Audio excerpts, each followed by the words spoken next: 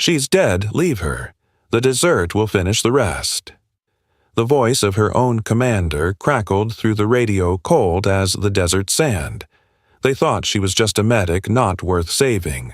But when her ID tag sent a signal, Command went on full alert, a SEAL colonel-level encrypted frequency. The woman they'd abandoned wasn't a nameless field nurse. She was a SEAL colonel in disguise, and that abandonment was the trap she'd set for the traitors all along. The sun beat down on the convoy like it had something personal against every soul out there.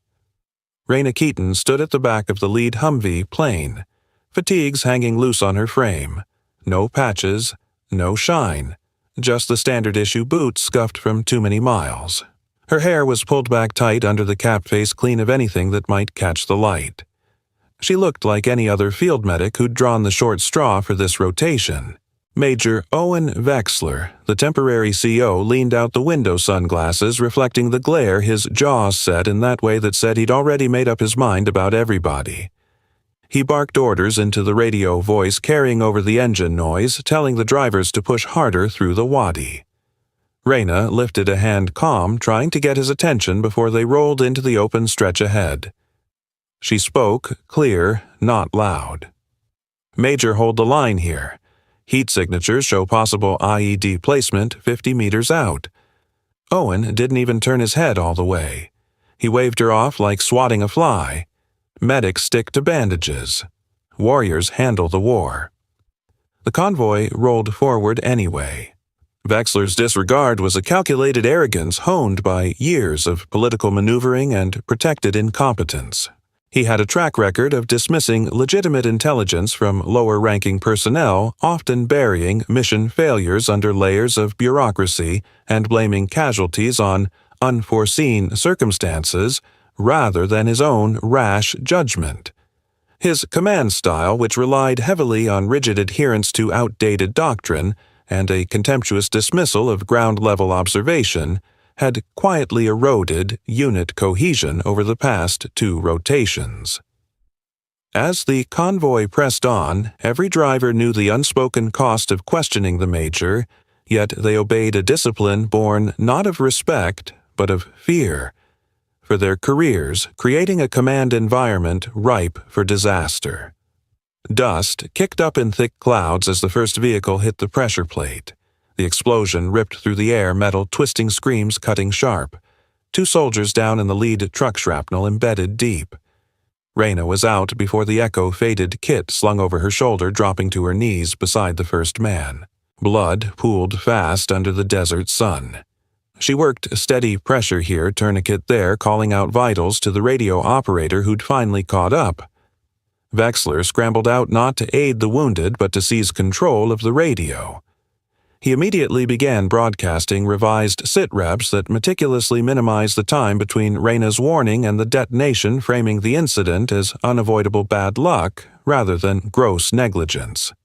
His voice smooth and professional despite the chaos he had caused. He stormed over boots crunching glass and sand-face red under the helmet. "What the hell did you think you were doing, playing soldier?" he snapped. Reyna didn't look up, just kept wrapping the wound. "Trying to keep your men alive, sir." Her voice stayed even, like she was reading a supply list. The other soldiers gathered some, helping lift the wounded others standing back, watching. One of them, a young private with a smirk that wouldn't quit, muttered loud enough for the group. "Nurse Barbie thinks she's in charge now." Laughter rippled, nervous but mean. Vexler moved immediately to solidify his contempt. He didn't stop at verbal reprimands. He used his authority to impose a crippling roster of administrative punishments, reassigning Reyna from the critical care clinic to the most degrading non-medical duties available. For the next 3 weeks, she spent her nights scrubbing the communal latrines with industrial solvents, sorting through piles of rotting MREs in the unair-conditioned supply depot, and performing tedious inventory checks on outdated expired medical equipment. This deliberate campaign of professional humiliation was meant to break her spirit and drive her to complain, providing Vexler with grounds for an official reprimand. She completed every task without complaint, her posture ramrod straight cleaning until the tiles shone, and the expired food was meticulously logged, a quiet defiance that infuriated Wexler more than any outburst could have. Back at the forward operating base that night, the mess tent filled with the usual clatter of trays and low talk. Reyna sat at the end of a table picking at an MRE, keeping to herself. The same private walked by tray in hand and did a double take. "Hey, Barbie, you saving any lives tonight or just here for the photo op?" More laughs from his buddies. She set her fork down, slow, looked him straight in the eye. "Save your energy, Private. You'll need it when the next call comes." He opened his mouth closed. It moved on. Owen entered, then clapping a hand on the private's shoulder like they were old pals. He raised his voice so the whole tent heard. "Listen up. Medic support. They don't lead. If anyone wants to shine, do it in a hospital, not my AO." Eyes turned to Reyna. She folded her trash, neat stood, walked out without a word. The door flap swung behind her. Captain Dorian Cade watched from across the room, coffee cooling in his hand. He'd seen medics come and go, some crack under pressure, some rise above. Something about the way she moved stayed with him. Precise. No wasted motion. He filed it away, went back to his reports. Later that evening, after Wexler had gone to his quarters, Dorian meticulously filled out an internal risk assessment report detailing the convoy incident and Wexler's repeated documented negligence in the field. He encrypted the file and uploaded it to the standard chain of command server, but within moments the system spat back an automated rejection notice citing insufficient hierarchical precedence. It was a cold, digital confirmation that Wexler's position was structurally unassailable by anyone below him, a reality that deepened Dorian's sense of professional isolation and the systemic nature of the rot. The next morning, briefings in the command tent maps spread under red lights. Reyna stood at the edge, arms crossed loose, listening as Owen laid out the patrol routes. She spoke up, once quiet. "Sir Intel shows insurgent movement along the ridge. Recommend flanking units hold back." Owen cut her off mid-sentence. "Keaton, your job ends at the triage tent. Stay in your lane." The room went quiet. Dorian shifted in his seat, eyes narrowing just a fraction. He noticed how she didn't push, just nodded once and stepped back. But her eyes scanned the map longer than anyone else's. The silence in the tent stretched tight-thick with unspoken dissent. Wexler didn't miss a beat. He reached for a wet disinfectant wipe kept nearby for cleaning dust from the maps, and with deliberate slow movements he meticulously scrubbed away the faint red pen marks Reyna had used to indicate the high-risk zones watching her face the entire time. The gesture was a brutal visible symbol of his complete and total erasure of her professional judgment and a chilling display of passive-aggressive authority, making every witness understand the penalty for challenging his command. Days blurred into patrols and dust storms. The unit pushed deeper into hostile territory, supply lines stretching thin. Reyna handled the medical tent like clockwork, stitching wounds, dispensing meds, keeping records tight.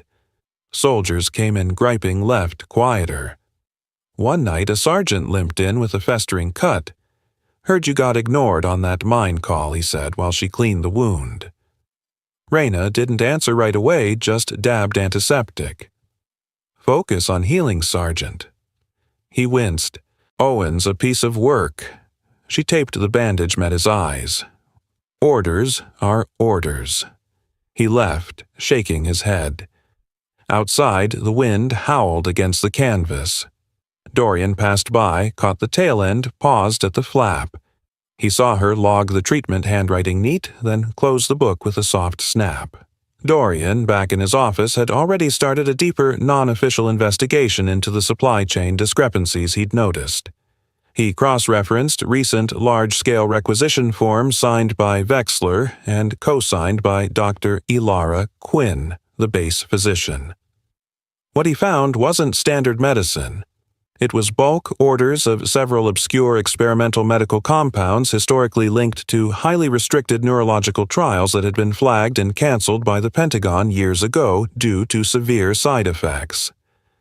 The paper trail confirmed a black market operation linking Vexler and Ilara to the procurement of substances designed not to heal, but to potentially manipulate or disable. Another convoy, this one at dawn, pink light bleeding across the dunes. Reyna rode in the trail vehicle, scanning the horizon through binoculars. She keyed the radio. Major anomaly at 2 o'clock. Possible ambush setup. Static then, Owen's voice sharp. Negative Keaton. Maintain speed. The lead vehicle crested the rise. Gunfire erupted, tracers stitching the air. The convoy scattered for cover, soldiers returning fire. Reyna bailed out weapon up. She carried the standard M4, like everyone else, laying down suppression so the others could maneuver. A round grazed her arm, not a superficial scratch, but tearing a wide, ragged furrow dangerously close to the brachial artery. Blood warmed down her sleeve. Despite the immediate staggering pain, she kept firing comm calls over the net, directing the response. Owen shouted over the chaos. Keaton, fall back. You're not combat.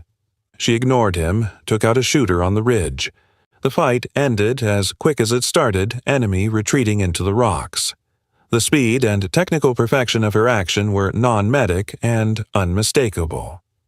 Despite the blinding, throbbing injury, she executed a flawless textbook combat maneuver, dropping a smoke grenade with her non-injured hand while simultaneously maintaining continuous, accurate suppressive fire to cover the repositioning of 3 pinned infantrymen. She then applied a pressure dressing to her arm in under 10 seconds, all while her mind ran tactical calculations for the entire beleaguered unit, ensuring their safety before her own. Back at base, the debrief turned ugly fast. Owen paced the tent, finger jabbing the air. Who the hell authorized a medic to engage soldiers shifted uncomfortable. The private from before piped up. Told you, Nurse Barbie wants to play hero. Snickers. Reyna stood at parade rest, blood dried on her sleeve. Owen got in her face. You could have gotten men killed with your stunt. She met his glare. Kept them alive, sir. He dismissed her with a curt wave. Dorian hung back as the room emptied, approached her outside. That was solid fire discipline. Reyna wiped dust from her hands. Just doing the job. He studied her a beat longer. Job description for medics doesn't include flanking fire. She shouldered her kit. Situations change. Walked away. Dorian's eyes were fixed on the strip of tape holding a compression bandage tight just below the torn fabric of her uniform. The edge of the tape was perfectly professionally crimped, and he could see the telltale puckering of fresh stitches underneath a self-administered repair, far too precise for a medic to casually perform on herself in the field. He lowered his voice, dropping the subject of the firefight. You violated regulation by failing to report a Category 2 injury, Keaton. You're under my direct command for patrol ops. I expect honesty. It was a direct test, not about her skills, but her integrity within the military framework. She met his gaze, her lips barely moving. Report filed, Captain. Self-treated minor abrasion. The lie was smooth designed to protect her cover, and Dorian nodded, once accepting the protocol violation as a necessary part of the larger, darker secret he was now starting to understand. The wrist mark came during a night op gone sideways. Explosion rocked the perimeter, flashbang bright.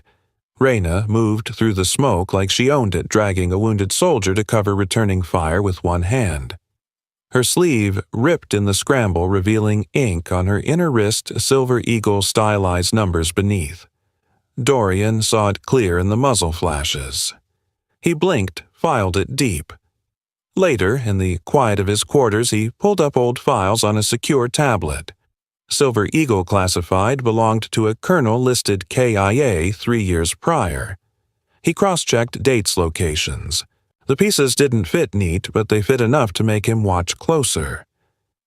Diving deeper into the archived documents, Dorian found the full redacted file on Colonel Keaton's purported death. It wasn't just a simple KIA report. The file indicated she was the sole lead investigator on a black operation code-named Vortex, centered on the illicit field testing of biocompounds on non-consenting military personnel, the exact activity Vexler and Alara were now engaged in. The realization hit him like a physical blow. The ambush 3 years ago, the reported death, it had all been a trap set by the very people she was investigating, and her current presence here was not a coincidence. It was a planned counter-trap, with her calculated abandonment being the key to confirming the conspirators' guilt. Reyna kept her routine mornings checking supplies, afternoons training the medics on triage under fire. She never raised her voice, never lingered in conversations. Soldiers started calling her Barbie behind her back, sometimes to her face. She let it slide until it didn't. One evening in the chow line, a corporal bumped her tray, deliberate. "Oops, sorry, nurse." Food splattered. The corporal was not acting on random impulse. He had been quietly recruited by Vexler and Alara, receiving small cash payments and preferential treatment in exchange for constantly publicly baiting and harassing Reyna to erode her credibility. She looked at the mess, then at him.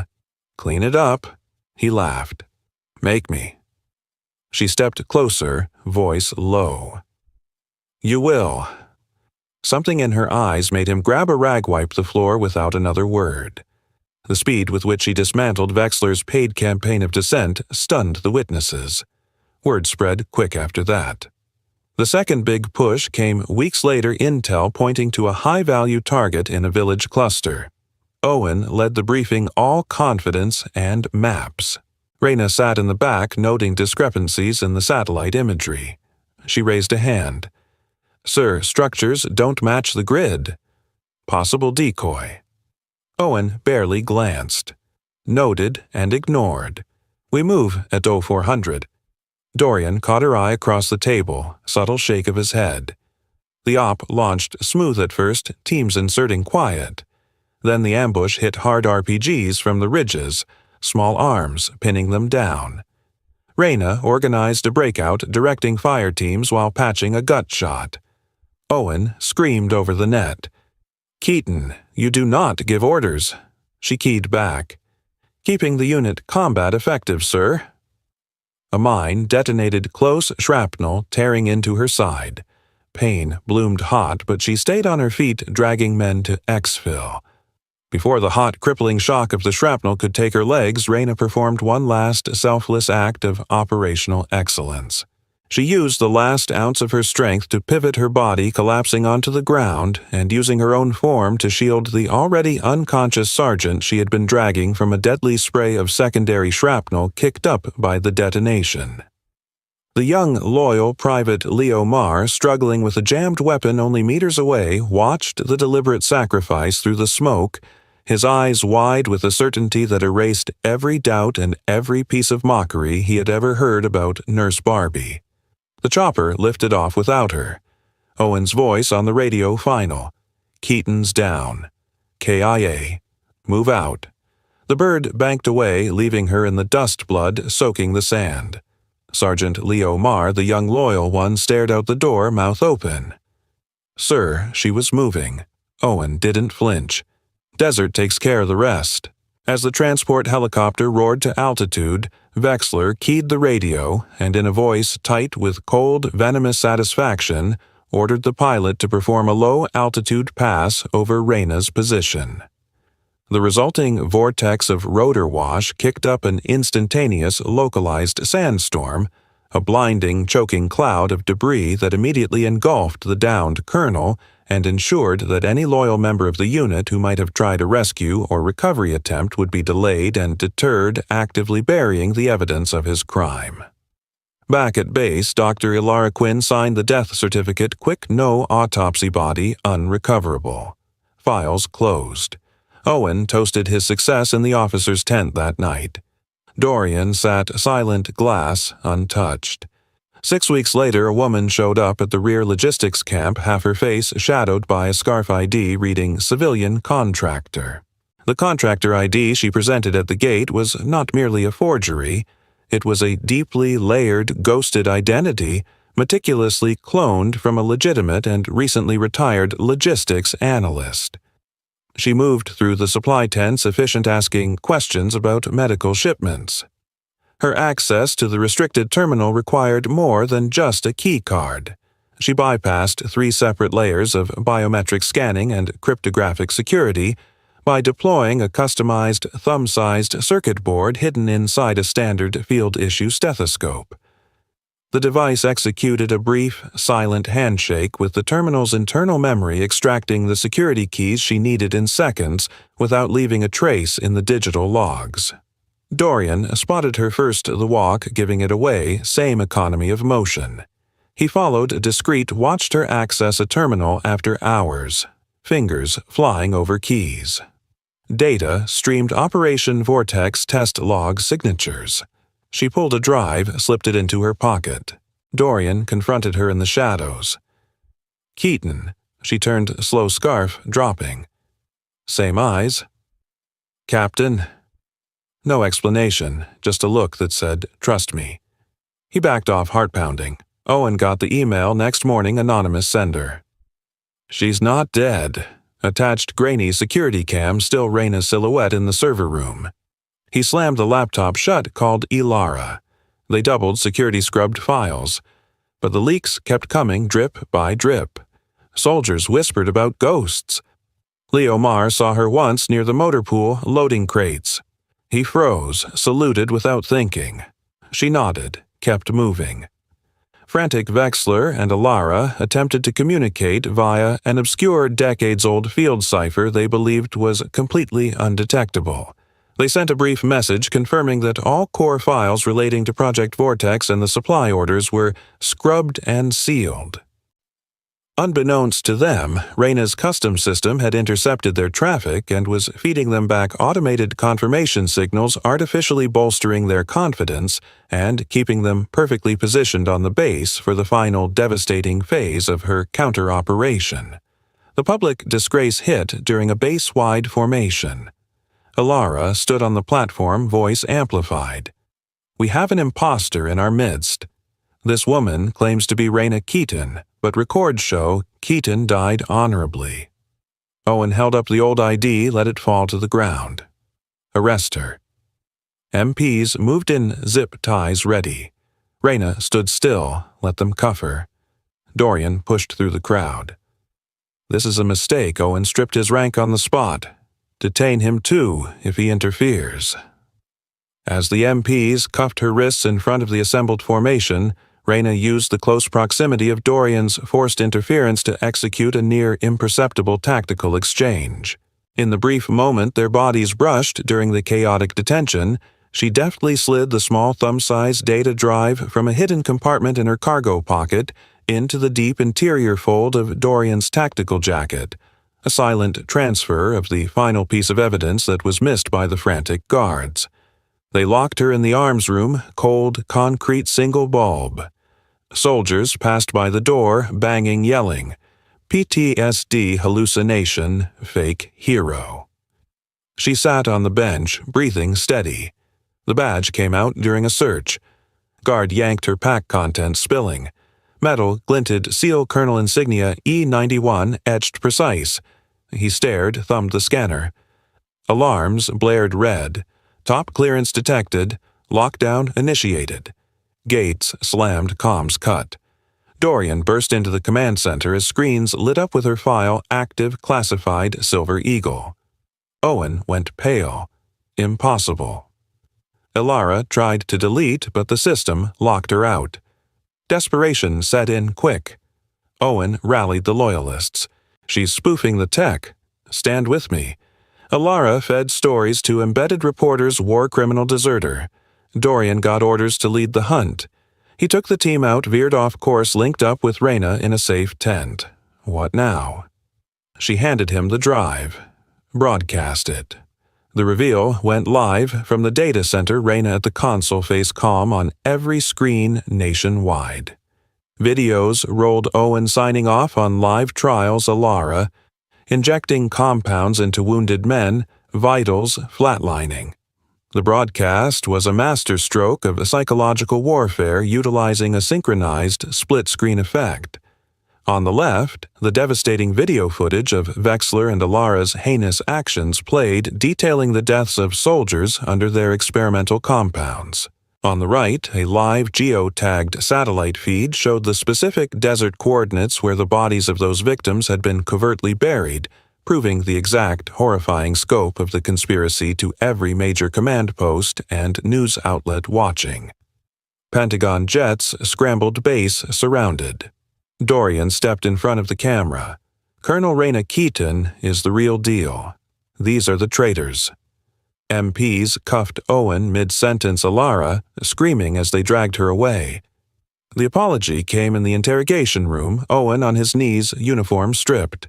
I followed orders. Reyna stood over him untouched. Whose?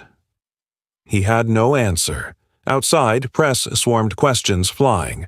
A panel pushed to revoke her rank, save face. Dorian testified, loud career on the line. Final press conference nightlights harsh. Reyna stepped to the podium, laid her papers down. Effective immediately. I resign from SEAL Command. Gasps. But the mission continues. Doors open. Team in Black filed in Silver Eagle Ops her creation. This was not a symbolic gesture. Within minutes of her resignation, Silver Eagle Ops received immediate authorization from the highest levels of command to assume control of all counter-corruption efforts in the sector. Dorian took his place beside her. Headlines flipped overnight. Owen watched from a cell TV showing the Silver Eagle logo sharp against the screen. You know that sting when the world writes you off, when they leave you in the dirt thinking you're done. Reyna felt it carried, it turned it into something unbreakable. You're not alone in that quiet strength. It counts. It wins. Where are you watching from? Leave a comment below and hit follow to walk with me through heartbreak, betrayal, and finally healing.